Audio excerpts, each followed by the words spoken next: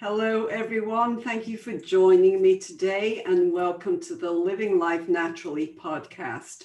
I'm, of course, your host, Lynne Wadsworth, a board-certified holistic health practitioner, life coach, and the owner and founder of Holistic Health and Wellness, LLC. I'm also the curator of the Energized Healthy Women's Club, which you can find on Facebook.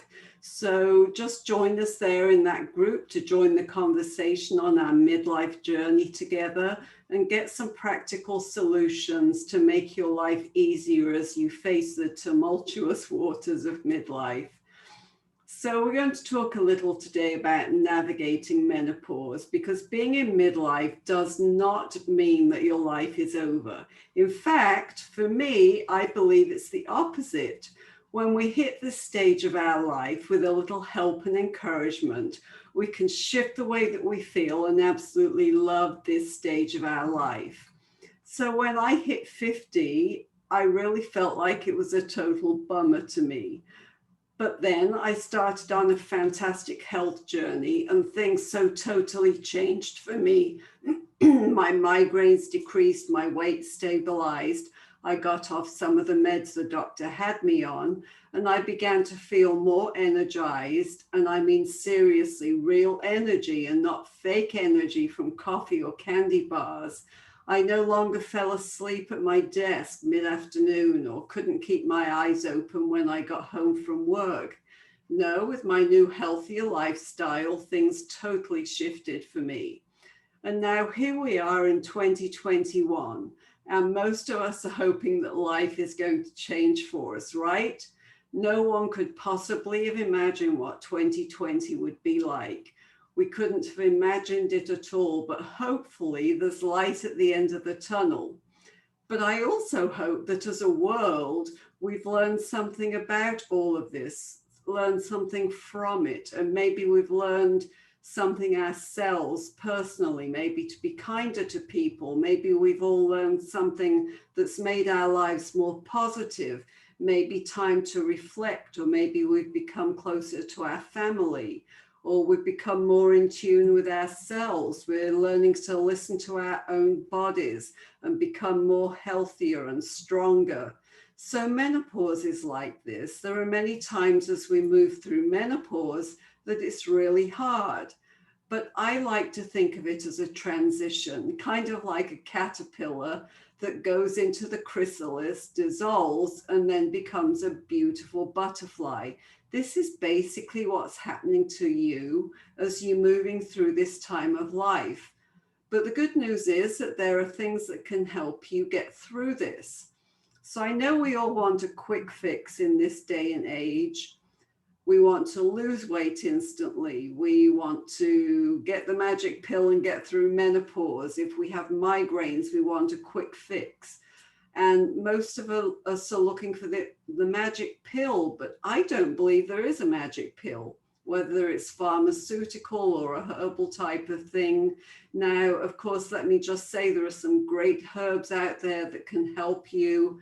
You can take them. They're so much safer than some of the pharmaceuticals, but in reality, it's not the solution. The solution is to go deeper within yourself, find out what's causing this, the symptoms, and realize that there's a reason why you're experiencing weight gain, hot flashes, joint pain, sleep issues. There's a reason, and the reason generally comes down to one of the 5 things. The food you're eating, the way you're moving your body or not moving your body, something with your environment that you're living in, with the type of toxins that you're exposed to, your belief system, and of course your stress levels. All of these play a huge role. So these are the 5 things I talk about a lot. These are the 5 things that I talk to my clients about. Because when we have all of these 5 things under control and working for our body and not against our body, you'll see a difference in the symptoms you're experiencing, and they'll begin to go away. So the symptoms you're experiencing may have been triggered because you're in transition in life. That's because your hormones are changing, and that hormonal change is a trigger to those 5 things I mentioned. So these 5 things are what we need to address. And I'll take you through these 5 pillars today really quickly. You'll learn how to feel great as you go through this time of life. You can make it easier on yourself.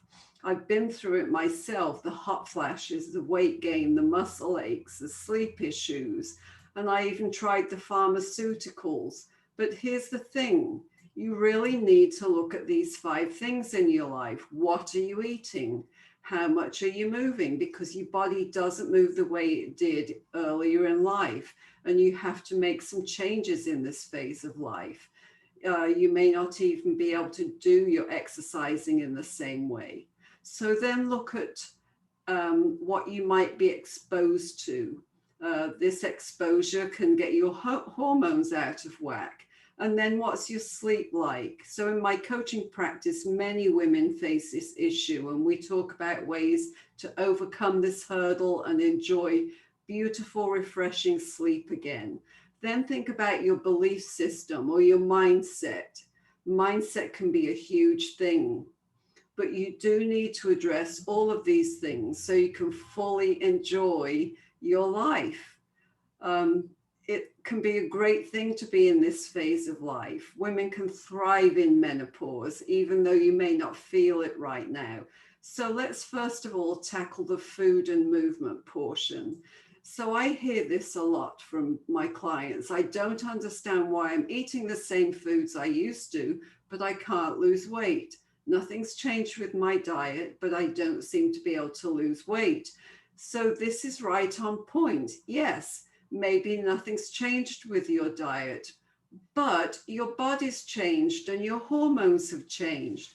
Hormones play a huge part in this area of our lives. We need to understand that the shift in hormones affects us in the area of weight. Our bodies just are not the same as they were a few years ago. So we need to adjust what we put into our body and how we can feel so much better, more healthier and energized with a little shift in that way. Remember, food nourishes your body or it stresses your body. So you have to look and see what food you're eating and what it's doing to your body. This is all being in tune with your body. Remember, estrogen goes down at this stage, and then inflammation can be raised in your body from the foods that you're eating. So this can show up as joint pain or even storing fat around your stomach. That's another sign of inflammation, or foggy headedness, and also being really, really tired. These are all signs of inflammation. Your estrogen is going down. You don't have as much estrogen, so your body is starting to signal you. It's a great reason to get in tune with your body. It can be a good thing if you realize these symptoms are really messages from your body telling you something needs to change. It can shift your mindset. So this is something I really teach my clients in my Living Healthy program, which deals with all of this. I start off with a wonderful wellness journal that helps them to become in tune with their bodies. So when it comes to food, the question that I'm often asked is, well, what type of diet do I need to be on? Should I be on keto, paleo, Mediterranean, vegan? Well, the thing is, there's no single diet that works for everyone. We're all different. We need different makeup of foods, whether it's vegetable-based, meat-based, or a mixture of two. So some do well with intermittent fasting, while for others, they might need to eat 5 meals a day. We're all different. But I'll give you a couple of my thoughts on the key things you can do to change your diet that will make you feel much better. So there are a few myths going on here. We've all heard we absolutely need lots of protein, but this isn't such a big thing when you're in menopause or you're in transition during this phase. So actually you don't even need quite as much protein anymore because you're no longer bleeding regularly. You're no longer producing an egg each month. So protein is required for growth. And let me tell you, most of us during this phase don't want to grow anymore. your requirements for protein start to come down. And this is especially the case when it comes to animal protein. Red meat is an inflammatory to the body, so you need to reduce your intake of red meat. So if you've known me for very long, you've heard me say that we all need to increase our intake of veggies. So we need to get 5 to 6 servings of vegetables every day. That will help to put nutrients into your body and also clean out your body. It helps with cleaning out your bowels because you're moving more toxins through your body. The plant foods do contain phytonutrients, so that actually helps to balance your hormones. And then specifically think about nuts and seeds, flax seeds, pumpkin seeds, sunflower seeds, etc. They all have phytoestrogens in them, so they'll help to balance your estrogen more. More veggies are absolutely key, and they also eliminate, as I said, the toxins in your body. Another thing that you have to be aware of is the sugary foods. So sugar is an inflammatory food for the body, if you can even call it food. And what many don't realize is it's also found in packaged foods. It's hidden in there. Gluten and dairy are also inflammatory, so removing them from your diet will help to bring down the inflammation. Processed food too is inflammatory, so you need to get rid of that if you can. And then, so don't lose it, ladies, but don't forget alcohol. Unfortunately, alcohol is an inflammatory, as is caffeine. So the great thing is that dark chocolate is a great antioxidant. So for a treat, you can eat a small amount. So let me say it's not all doom and gloom when it comes to eating. I give my clients some great alternative recipes that help with foods that you normally crave or you love to have, but a healthier version. Life isn't about deprivation or starvation. When we're on this healthy lifestyle, we can still have some of the foods that we love. You know, I help my clients with giving them some great recipes. And importantly, don't forget to hydrate.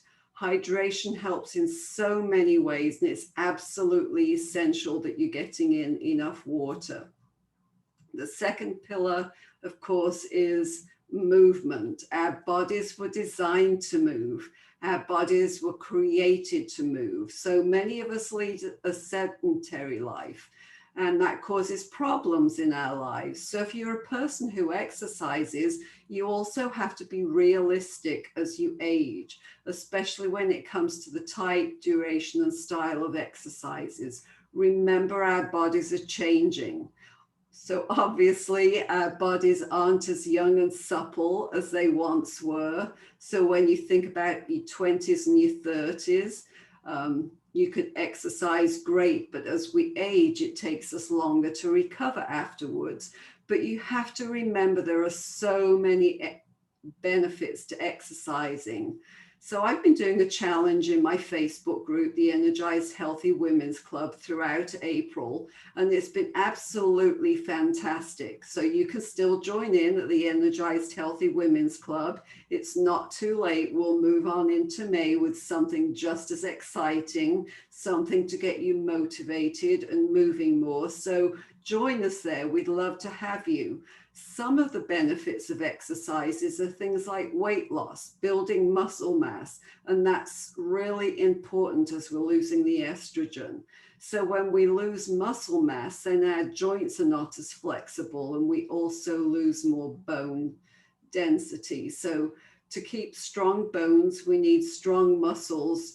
So, you know, it's all about movement. Do some strength building exercises. Exercise and movement are also something that you can do on YouTube. If you can't get out and exercise, look up some great ways of strengthening exercises that are easy, an easy way to do it in the house. So the important thing is that you move. So movement is also great for depression. And let's be honest, as women move through menopause, we can tend to be more anxious and we experience mood swings. Some of us go into depression. So at this point in our life, our progesterone is going down, and we do have a tendency to have more anxiety and depression. And women begin to ask themselves, well, what's my purpose in life? What's this all about? What do I do now with my children grown and gone? And then depression can begin to be a thing with all this questioning of ourselves. And exercise is great for this. Research actually shows that exercise helps with cognitive decline. It helps with anxiety and depression. So just some things to be aware of, because exercise gets the blood flowing and oxygen going to the brain. It helps keep the brain working and it stops the brain fog. And so then people ask, well, what's the best exercise? So let me keep this simple. Exercise is what you enjoy doing. If you do something that you hate, you're probably going to quit not long after you've begun. So it's important to do something that you love, because it's so important to exercise regularly. And then remember not to over-exercise. Find that happy medium between under and over-exercising, and then take time to recover. Listen to your body. And remember, ladies, if you're working with a personal trainer, find one who understands what it's like to be a woman who's going through menopause. Don't go where they're focused on the younger set, because they don't understand your body with the loss of estrogen. Your joints change and your joints pop more. You're more likely to injure yourself. So work with someone who understands this phase of life, the way that your body changes. And let me just say, if this all sounds too complicated, then simply start to walk. Start small and then increase as time goes on. It can be simple and it can be enjoyable. So the third pillar to reset hormones and thrive in menopause is to think about our environment. So our liver is a great and fascinating organ. It's designed to keep us healthy and to detoxify our body. And it's just, to me, an absolutely amazing organ. Think about it. If doctors had to remove part of a liver, then it still continues to work. But we're not doing our liver any favors when we live in this 21st century world, because our livers really aren't designed to be exposed to the amount of toxic chemicals that it's exposed to these days. There's a continual load with all the environmental toxins, water pollution, air pollution, the water that we drink, the foods that we eat, the drugs that we're taking, and the chemicals that we put on our skin, use for our hair. It's all a huge load on our body. And on average, did you know that a woman puts 300 chemicals on her body every day with cosmetics and personal care products? We just don't realize how much our body is being exposed to all of the things around us. And those chemicals that we put on our body go into our bloodstream, and then our liver is exposed to it. And the liver also needs specific nutrients to work properly. Zinc is one of the key nutrients that's required to keep the liver working properly. It also needs vitamin B and magnesium. So we really need to be eating foods high in the content of zinc and B vitamins and magnesium to support our liver. And remember not to expose your liver and your body to too many toxins. So we need to remove as many of those toxins as possible. So I'm sorry, here we go again. A big load on the liver is alcohol. And did you know that women over 45 are now the highest consumers of wine? Probably because the mindset at that point is, I've really had a hard day. Let me go home and have a glass of wine to de-stress. So does that sound familiar to you? Well, in reality, it's causing a problem with our liver. So don't get me wrong. I'm not saying you can't ever drink alcohol. That's not what this is about. It's about decreasing your intake, um, and thinking about the things that you're doing that cause toxicity in your body. So when you're drinking alcohol, it can stop you from sleeping properly. So if you wake up between 1 a.m. and 3 a.m., I can guarantee you that your liver is overloaded and not working properly. Or you're having night sweats and you have to get up in the middle of the night to go to the bathroom. You need to be looking at your liver. You need to be reducing the stress on your liver, maybe reduce your alcohol intake, eliminate processed foods. Foods with chemicals and additives. So if you can't afford organic food, because that's a question that I get, so are you telling me I have to eat nothing but organic foods? No, I'm not saying that. Learn how to wash your fruit and your veggies properly, scrub the wax coating off. Apple cider vinegar works great for that, because when they spray the plants, they actually put a coating on so the rain isn't washed off. So you really need to scrub to get that off. So check out the EHW Dirty Dozen and Clean 15. If you just put in Dirty Dozen and or Clean 15, it will pop up, show you what's best to buy organic and what doesn't matter so much. So really start to be aware and start to look around your environment. What do you use for laundry? What do you use in the kitchen? What do you use in the bathroom? So you can use vinegar, you can use a baking soda paste or lemon juice, or even some of the essential oils that I have available. All of these you can use as a non-toxic alternative that work great and are a lot cheaper for cleaning. So don't again get overwhelmed. I like to make things simple. Just as you run out of things, try replacing it with a cleaner option. So the more load you put on the body, the more load you put on your liver. And we're trying to put less of a load on the liver. So now we come to the fourth pillar, stress. Again, living in the 21st century, we have all kinds of stuff going on all of the time, right? So you get the physical stress from not eating the right foods and not moving properly. And then you get the toxic exposure. All of this adds up to physical stress. And then there's the emotional stress from relationships, from jobs, from friends, all of the emotional stuff that we all get tied up with.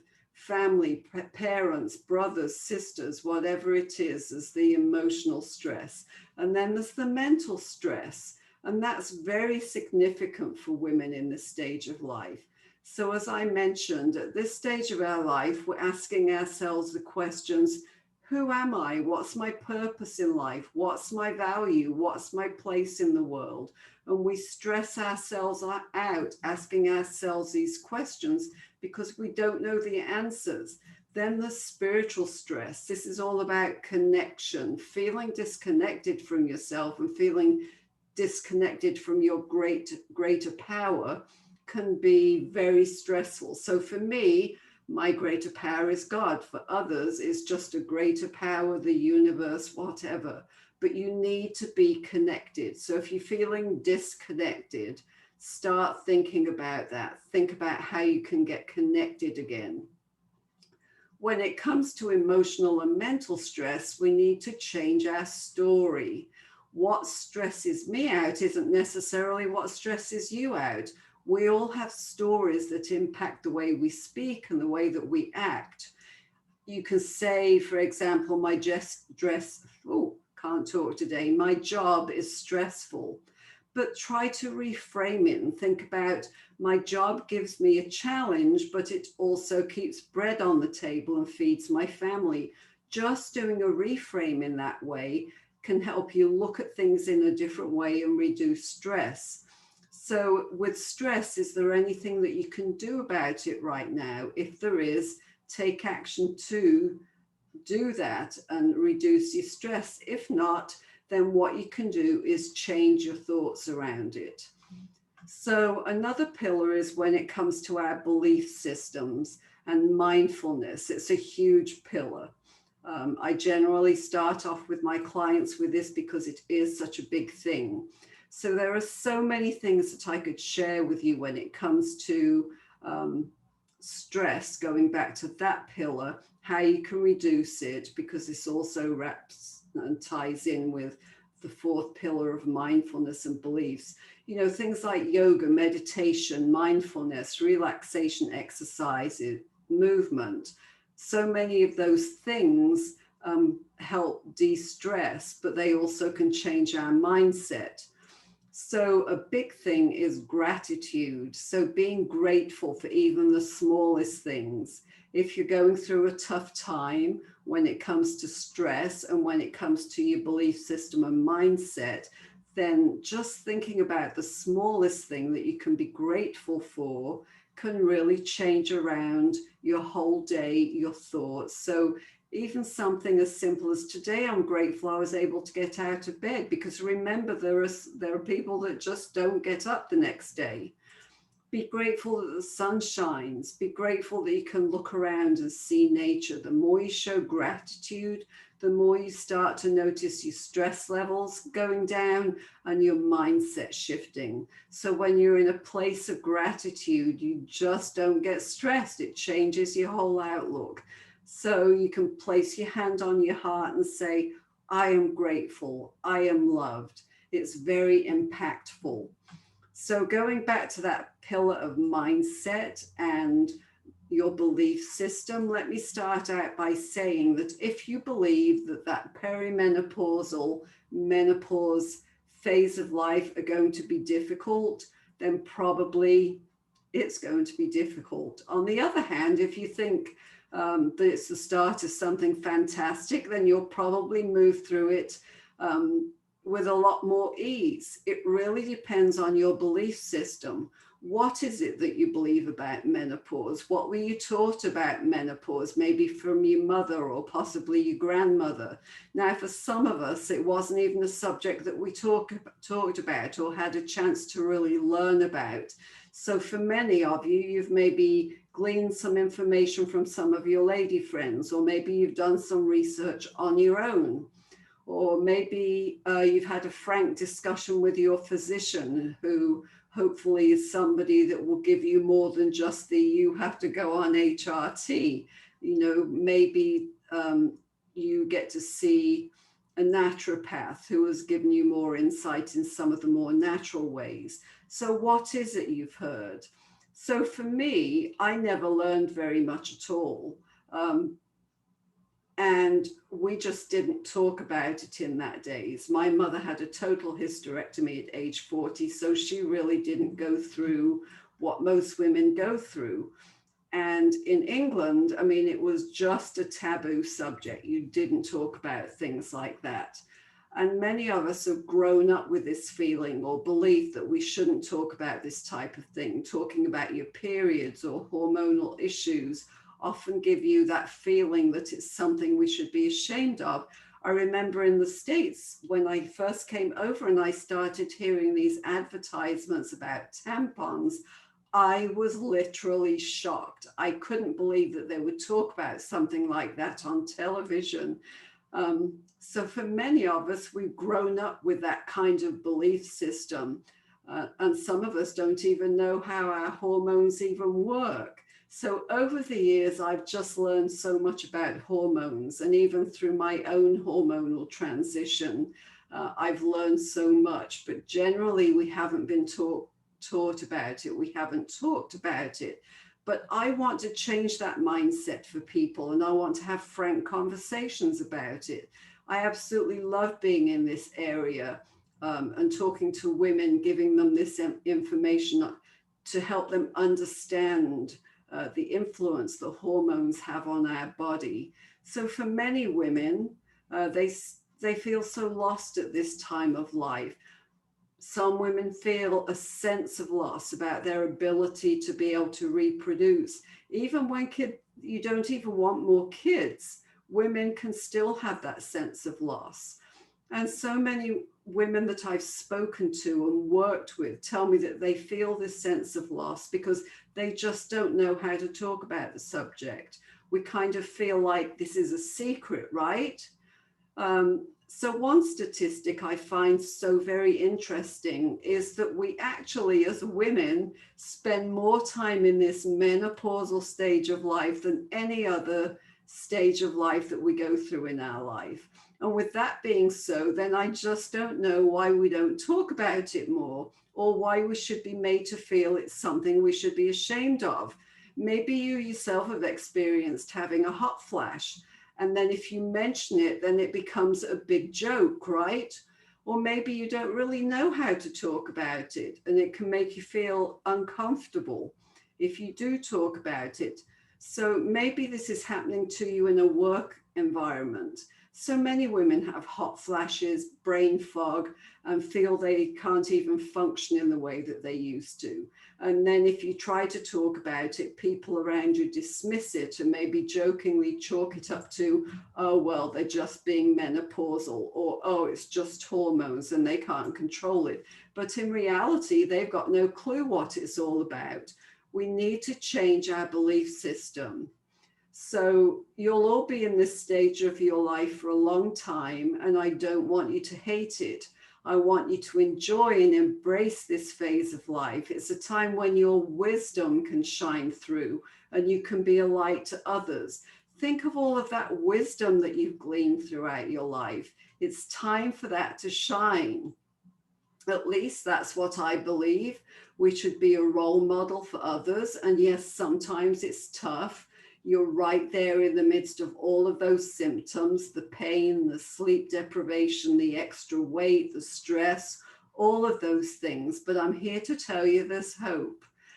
Once I was enlightened about these things that I've learned, then I've learned how to change my own belief system and my own life. Things have changed and I feel so much better now than I've ever felt.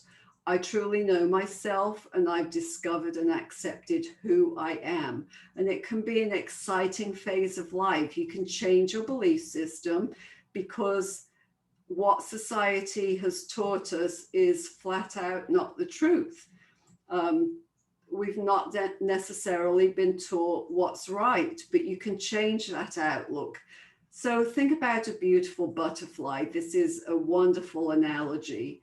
A wonderful example. Think about how once it goes into that chrysalis form, it goes down to nothing, and then it explodes into a beautiful butterfly. So as the chrysalis grows and it gets bigger and bigger, it starts to open, and then that butterfly starts struggling to get out of that chrysalis.